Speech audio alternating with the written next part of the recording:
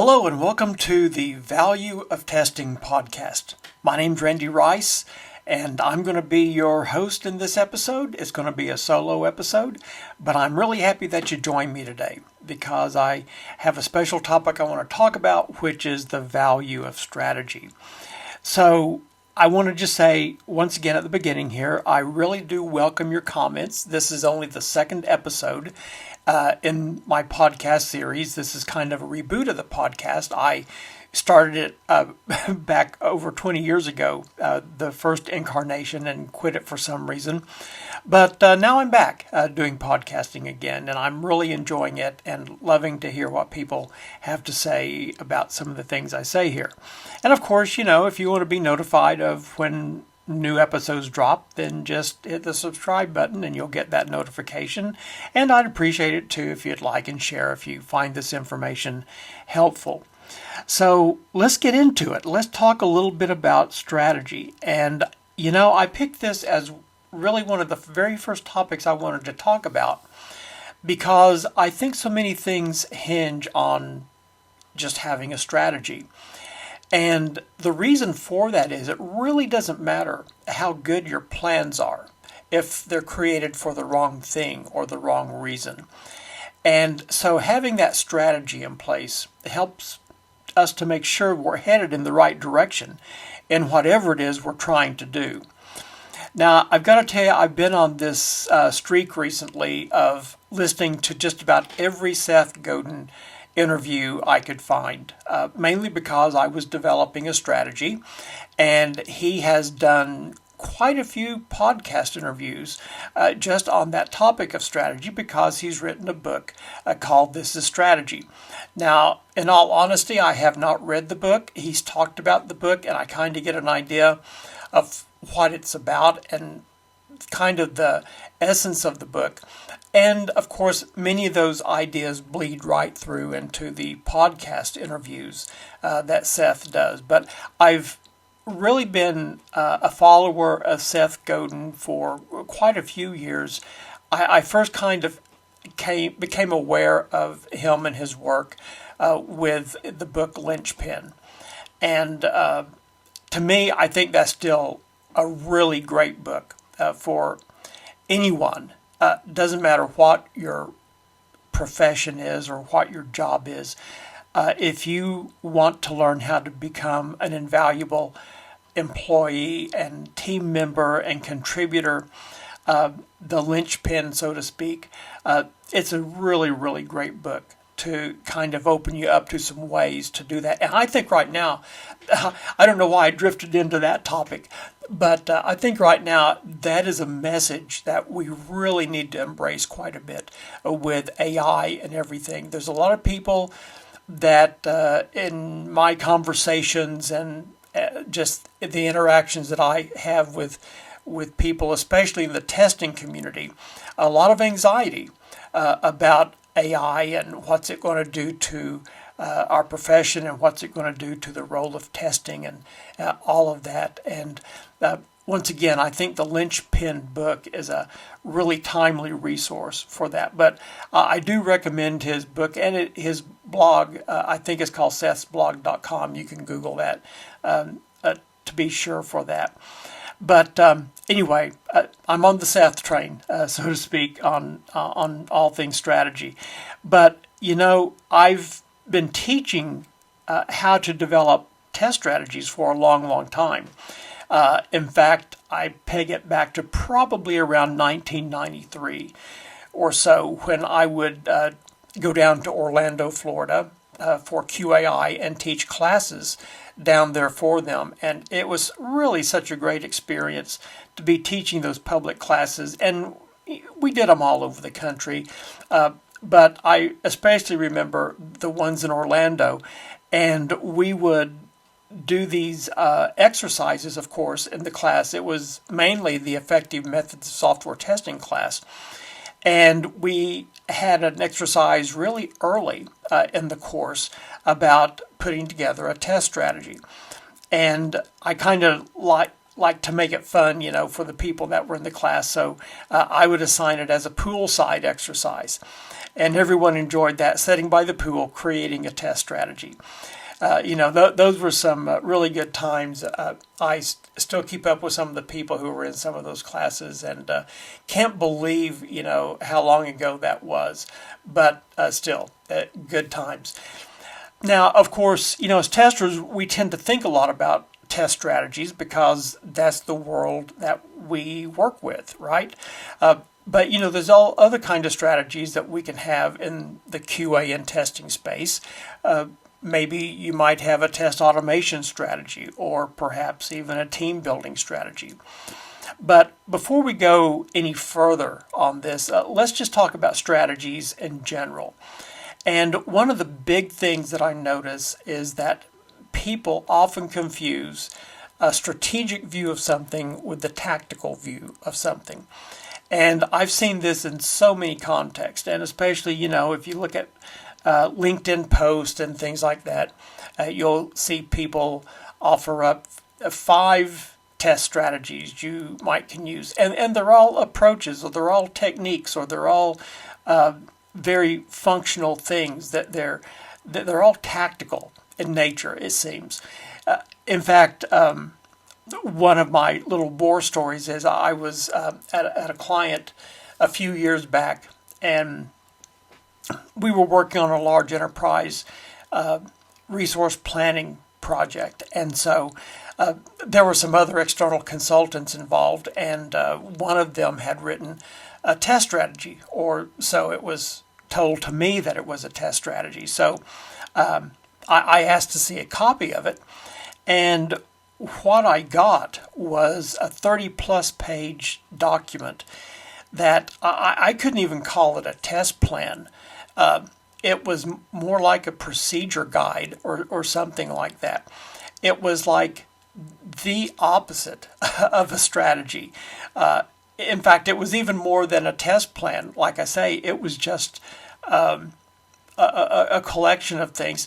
And it wasn't that the information in that document was bad or anything, or incorrect or anything like that, but it just wasn't a strategy. The thing about strategies are that they are very much high-level descriptions of why and what we're trying to do, why we're doing what we're doing, and what it is that we're really setting out to do. And I always like to kind of build the contrast here, or maybe the comparison would be a better way to say that, with some other things that you'll typically see strategies involved with, like military strategies. A military strategy will outline what the objectives of the mission are, and the broad constructs, the rules of engagement, perhaps something like that. But when it comes to like the exact resources and the weapons and the timetables and all those kind of things, that goes into the battle plan. The strategy, though, guides that. And there could be many things involved in that military strategy, like, who are the allies going to be, and that kind of thing, and what kind of geopolitical forces are at work. Another example that I can think of would be financial strategies. Perhaps you want to send a kid to college, or maybe you're saving for retirement or something like that. And those can be your big goals. But then when it comes down to, well, how much am I going to have to save? What am I going to invest it in? Where am I going to even get the money? Those are more tactical things. Another example would be there are games of strategy like chess, where you have to be thinking multiple moves ahead in your mind as what your opponent might be doing. And then there's things like marketing strategies that kind of outline the broad ideas around your audience and who your market is, and those kind of things. But when it comes to maybe the kind of ads you're going to employ, or the kind of techniques you're going to use to connect with your market, those things typically get outlined in the marketing plan. So just a few examples there. But really for most of us, I think, that are going to be the audience of this podcast, I think most of us are going to be interested in a test strategy. Now, a test strategy can have many things in it. There are some standards for this. There's the ISO standard 27119, I believe, for test planning. I think is section 3 of that, and I think that does touch on test strategies. But really, you don't. The standard is not the important thing there.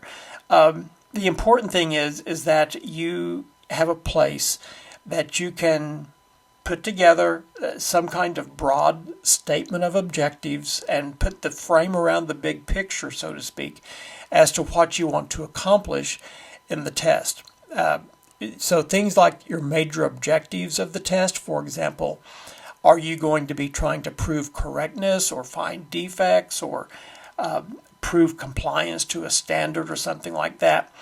Also, something typically you'll find in a test strategy will be things like risk. And there's multiple ways that you can see risk, of course. It could be business risk, or it could be technical, could be functional risk. But just a kind of a brief addressing of, what are some of the initial risk that you're seeing right now. It's not intended to be a risk assessment or anything like that. It's just intended to have a place to lay out the risk that you see going into the project as you're developing the test strategy. Also, the scope at a very broad level.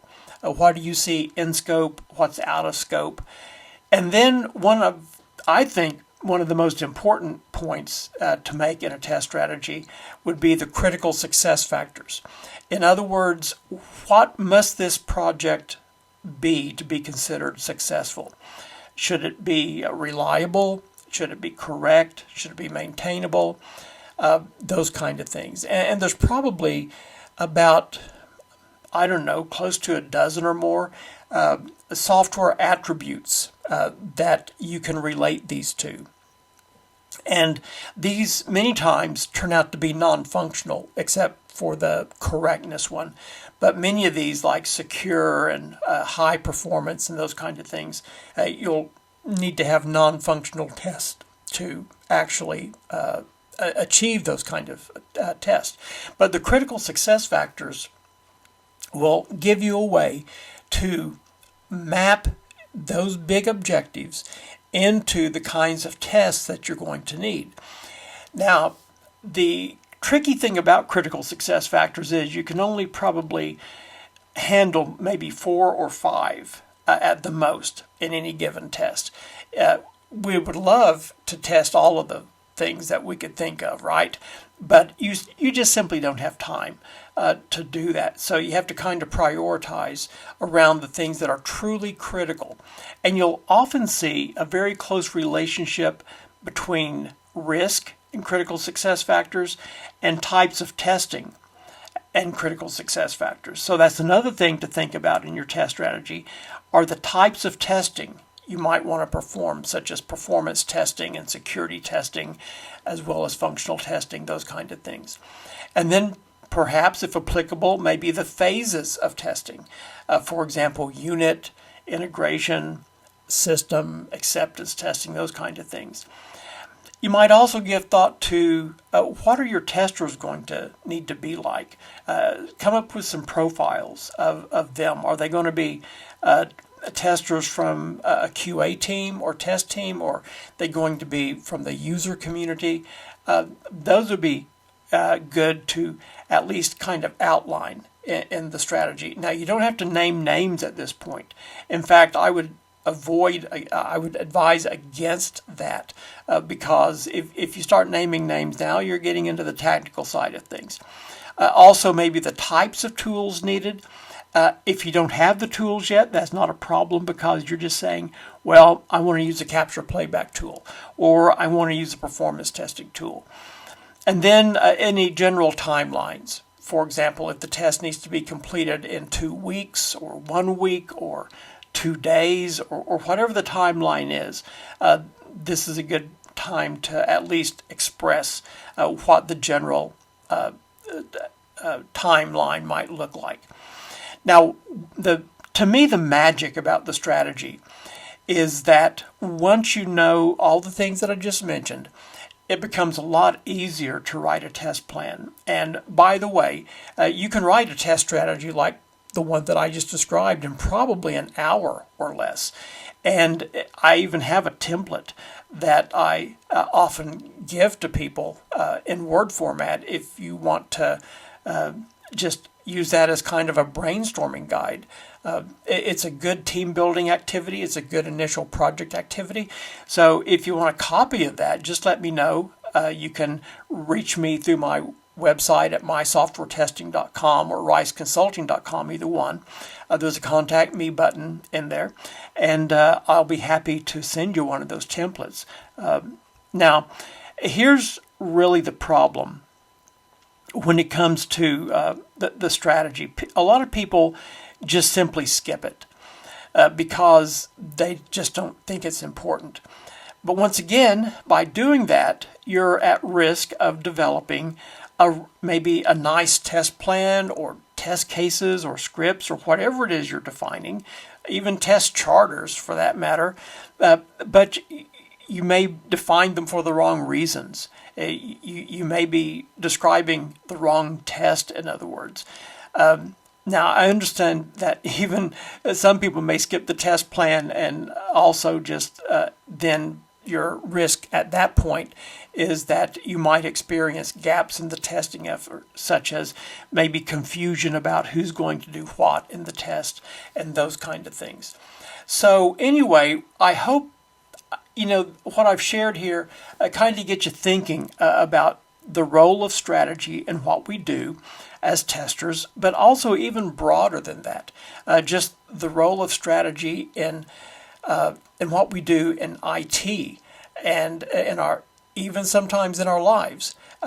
Strategy can be a very important thing. Make sure you're doing the right thing for the right reasons. It's a really sad thing to wind up a few years down the road and realize that you've been doing a whole lot of stuff, and it's just taking you in the opposite direction of your goals. So anyway, I hope this has been helpful. Once again, please feel free to leave your comments down there. I'd love to read them. I do read them. And then if this has been helpful to you, once again, please feel free to share it. Well, thanks a lot for watching, and I will see you in the next episode.